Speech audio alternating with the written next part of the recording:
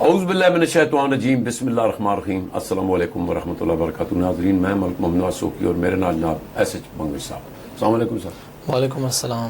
کی حال ہے جناب؟ ٹھیک ہو؟ شکر الحمدللہ. سر تساں اپنے کے پی کے ضلع دا حق ادا کیتا جیڑی کہ میڈم مینا انور تے تساں ایف آئی آر بھی کرائی اور انہیں تو بڑا مطلب برا بھلا بھی کیا سی, لیکن وہ تو تساں کیتا اپنا حق ادا.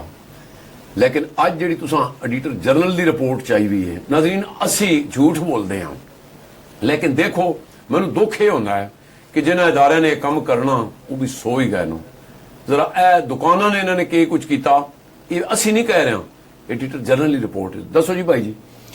بہت شکریہ سوکی صاحب. شکریہ. سب سے پہلے تو میں یہ بتا دوں کہ حق تو اس وقت ادا ہوگا کہ جب یہ جو سیٹ ہے جو کہ کے پی کے ڈومیسائل کی کوٹے کی سیٹ ہے, یہ کسی کے پی کے ایلیجیبل بندے کو مل جائے گی انشاءاللہ, کسی بھی بندے کو, بالکل جو بھی معیار پہ پورا اتر رہا ہے. حالانکہ جج صاحب نے پوچھا تھا کہ آپ خود اس سیٹ پہ دلچسپی رکھتے ہیں تو آپ نے کہا نہیں, میں نہیں رکھتا.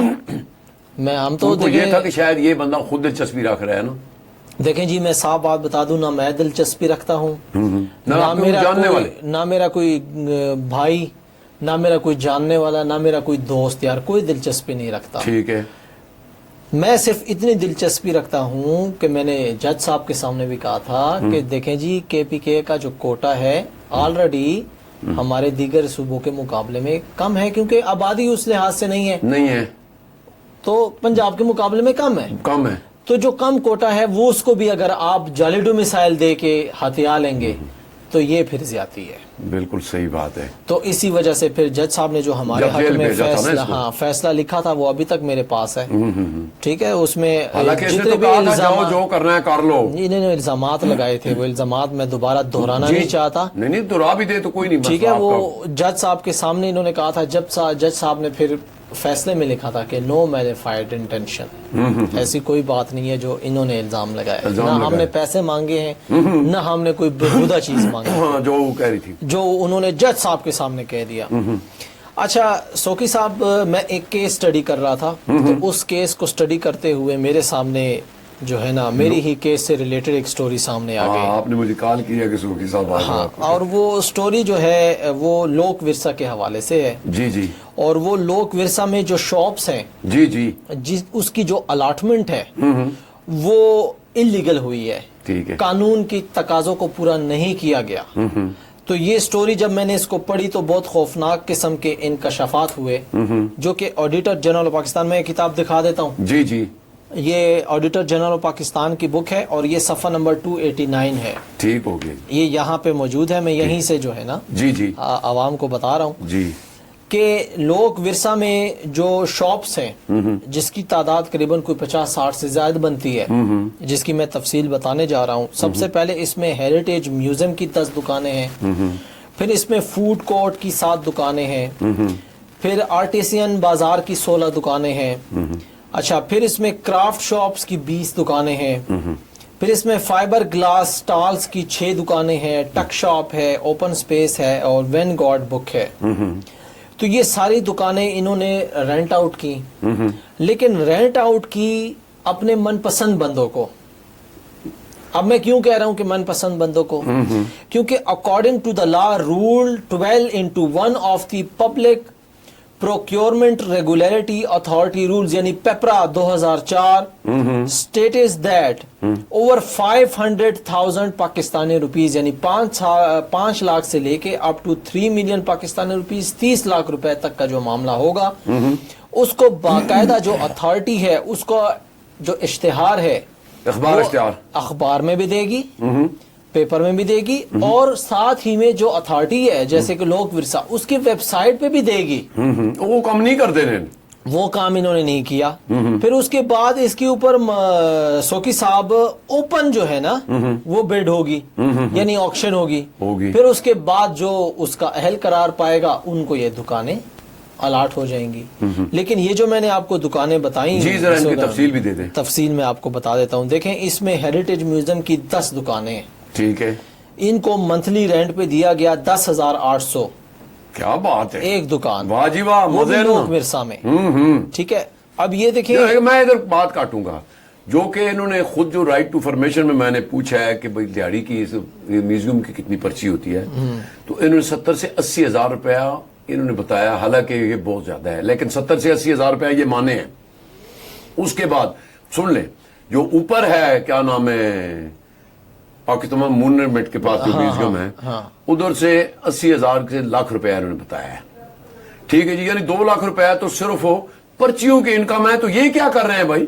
ٹھیک ہے، اب دیکھیں مجھے تو نہیں تھا معلوم نا کہ یہ 10,800 میں یہ چیزیں رائٹ ٹو فرمیشن میں لے جا رہا تھا، ابھی میں نے ان پہ یہ پوچھنا تھا کہ یہ دکانیں کس طریقے سے دی گئی ہیں، لیکن چلو یہ تو ایڈیٹر جنرل کی مہربانی ہے، انہوں نے نکال دیا اور اس کا بھی ازالہ کریں گے۔ دیکھیں سوکی صاحب، اب یہ ہیریٹیج میوزیم کی 10 دکانیں ہیں، ایک دکان 10,800 روپے کی بنتی ہے، انہوں نے آگے لکھا ہے 1,08,000 روپے پر منتھ ہے 10 دکانوں کا کرایہ، تو یہ 10,800 روپے بنتا ہے۔ لیکن 1,10,000 پتہ لگے کہ بڑے انکم ہو رہی ہے، تو اب یہ 10,800 روپے اگر نیچے یہاں پر یہ نہ لکھا ہوتا کہ audit observed that the shops units were allotted to the vendor at very normal rates without open competition، اگر یہ جملہ نہ لکھا ہوتا تو مجھے کیا پتا چلتا کہ یہ جو 10,800 روپے ہے یہ بڑے لاکھوں میں بڑھ رہے ہیں۔ میں نے کہا جی ٹھیک ہے، لیکن اب چونکہ ایڈیٹر جنرل آف پاکستان کہہ رہے ہیں تو اس کے اوپر ایکشن ہونا چاہیے، انشاءاللہ ہوگا۔ فوڈ کورٹ کی 7 دکانیں ہیں، 24,357 روپیہ ایک دکان ہے،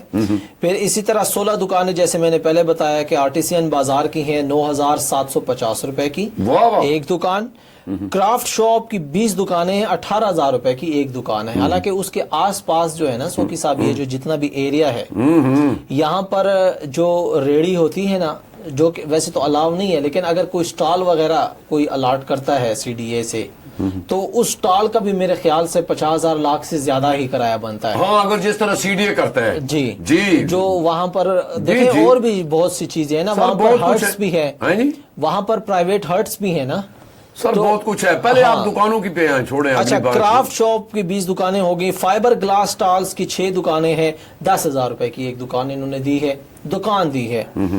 اچھا، پھر ٹک شاپ جو ہے سوکی صاحب یہ 70,786 روپے کی مہینے کی، اوپن سپیس جو ہے وہ 50,000 روپے، اب اوپن سپیس 50,000 روپے کا ہے اور فائبر گلاس 10,000 روپے کی ہے، یہ منطق بھی مجھے سمجھ میں نہیں آتی۔ یہ بہت کچھ سمجھ میں آئے گا۔ وین گارڈ بک کے جو منتھلی رینٹ ہے وہ 4,67,000 روپے سے کچھ زائد ہے پر منتھ، ٹھیک ہے۔ اب دیکھیں سوکی صاحب، اس کے اوپر ایڈیٹر جنرل پاکستان کہتے ہیں کہ audit is the view that due to non allotment of shops through open competition, چونکہ اس کو اوپن کمپٹیشن جو پراپر طریقہ کار ہے، ویب سائٹ پہ اشتہار دو، اخبار میں اشتہار دو، 5-10 بندے آئیں گے، آپ نے اپنی بولی دیں گے، جو بولی سب سے بہتر ہوگی اس کو دکان الاٹ ہو جائیں گی۔ تو انہوں نے تو اوپن کمپٹیشن نہیں کرایا، جو ریٹ آفر کیے گئے جس پر یہ جن بندوں کو یہ دکانیں دی گئی ہیں یہ مارکیٹ کے مطابق ویری لو، یعنی بہت کم ہے۔ اب یہ بندوں کا بھی FIA کو چاہیے کہ پتہ لگائے کہ یہ کون بندے ہیں کہ جن کو بغیر کمپٹیشن کی دکانیں مل گئیں۔ سر اس میں ایک اور بڑا گھپلا ہے، آپ چلو یہ پڑھیں، اس پہ ایک دن مطلب علیحدہ ایک میں پروگرام کروں گا۔ اس کے اوپر پھر جو ڈپارٹمنٹل ایکشن کمیٹی کی میٹنگ ہوئی 4/12/2025 کو، اس میں لوک ورثہ کو جو ہے نا یہ کہا گیا کہ بھائی آپ یہ ساری چیزیں جو ہے نا پیپرا رول کے مطابق کریں اور جو اس کی اوپن کمپٹیشن ہے ٹھیک ہے وہ کنڈکٹ کریں۔ تو سب سے پہلے تو میں اس میں یہ سجیسٹ کروں گا کہ بالکل کریں، اوپن کمپٹیشن ہونی چاہیے، جو حقدار ہوگا اس کو ملنی چاہیے، لیکن ساتھ ہی میں ان لوگوں کو سزائیں بھی تو دے نا کہ جنہوں نے رولز کو وائلیٹ کیا ہے، جنہوں نے آئین کی خلاف ورزی کی ہے۔ جب تک سزاؤں کا عمل نہیں ہوگا نا سوکی صاحب، تو لوگ تو کرپشن کر کے اس طرح کے جو کچھ کرپٹ لوگ جو ہیں، سب تو کرپٹ نہیں ہے، کچھ جو کرپٹ لوگ ہیں وہ کچھ کرپٹ لوگ جو ہیں وہ تو اسی طرح کرپشن کا پیسہ کھاتے رہیں گے۔ سر اس میں بہت بڑی کرپشن ہے، میں آپ کو بتاؤں کہ یہ جب قصہ آگے کھلے گا نا تو یہ بہت دور تک جائے گی۔ میں پچھلے دنوں میں بھی یہ مطلب ان پہ سوال کرنے والا تھا، لیکن چلو آج آپ نے وہ پڑھ کے تو مجھے بلا لیا ہے کہ سوکی صاحب یہ، اور انشاءاللہ اس میں بہت بڑے گھپلے ہیں اور اتنا کھا بیٹھے ہیں کچھ لوگ کہ اب ان کے پیٹ بھی پھولے ہوئے ہیں اور اللہ کی کرم نوازی سے نکل دوسری طرف سے رہا ہے ان کا، ہے نا. نہیں یہ تو اللہ کا یہ تو قانون میں ہے. جاؤں گا اس میں تو میرا یہ ادارہ ہے. اور دیکھیں نا فنکاروں کا انہوں نے بیڑا غرق کر دیا ہے اور اپنی دیکھیں نا یہ من یہ کس طرح دیا گیا ہے جی. سوکی صاحب میں اس میں ایک اور چیز بھی انڈیکیٹ جی کروں گا.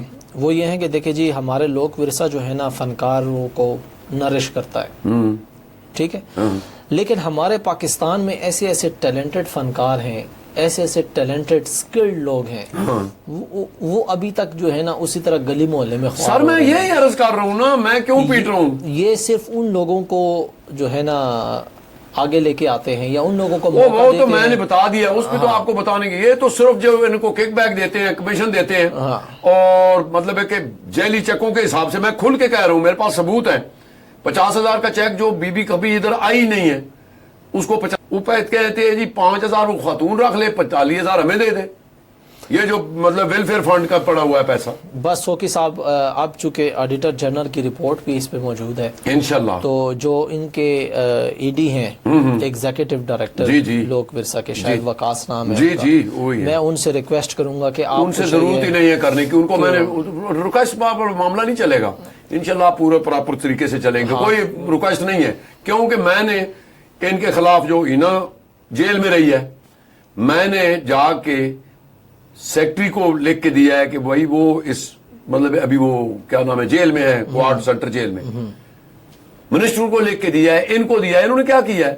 یہ انشاءاللہ میں عدالت جاؤں گا اور مطلب پوچھوں گا ان سے حساب, یہ بھی کیونکہ یہ ان کا پیسہ نہیں تھا, یہ ہمارے فنکاروں کا پیسہ ہے. جی بہت شکریہ جی شہز منگل صاحب. ناظرین دیکھ لو سر جی, انہاں نہ ذرا جی سیدھی گل کریے جناب, من تو انہیں تو ہوئی نہ ہوئے نہیں, کیونکہ باقی لوگ جتنے نا انہوں نے عزت آئی نہیں, وہ بغیرت ہوں. عزت صرف انہاں نہیں, کیونکہ انہوں کو پیسہ جے عوام دا چڑھیا ہوا اور فنکاراں دا پیسہ چڑھیا ہوا, لیکن اتنی نا انصافی نہیں ہونے دیں گے انشاءاللہ. ناظرین اگلے پروگرام تک سانو اجازت دو, اللہ حافظ.